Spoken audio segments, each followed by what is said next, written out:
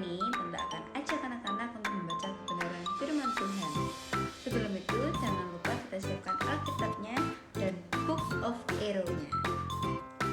Hari ini kita akan membaca kebenaran firman Tuhan dalam Yeremia 49 ayat 1 sampai 22. Tapi kita akan baca dalam satu ayat, yaitu dalam Yeremia 49 ayat ke-16.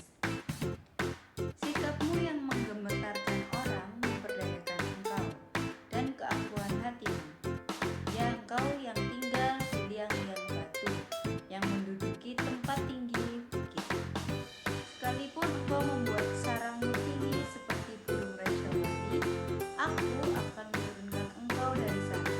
Demikianlah firman Tuhan. Ayat di atas itu menceritakan bahwa bangsa Edom merasa tempat tinggalnya itu tempat yang tinggi dan sulit dijangkau sehingga dia tidak bisa dikalahkan oleh musuh. Tapi Tuhan mengingatkan bahwa Tuhan yang punya kendali atas kehidupan dari bangsa Edom. Nah, sama halnya seperti kita sebagai anak-anak Tuhan.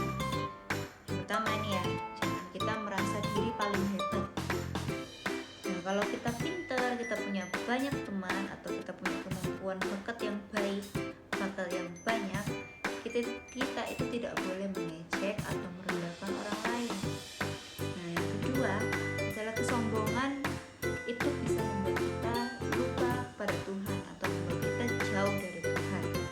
Nah, kadang kita tuh sering banget ya berkata bahwa aku tuh bisa sendiri, aku tuh nggak perlu harus yang berdoa setiap hari karena aku tuh pintar, aku buktinya aku selalu juara satu. Nah, kita harus ingat ya, kemampuan atau hasil yang kita dapatkan itu adalah pemberian dari Tuhan. Jadi bukan murni dari usaha kita sendiri.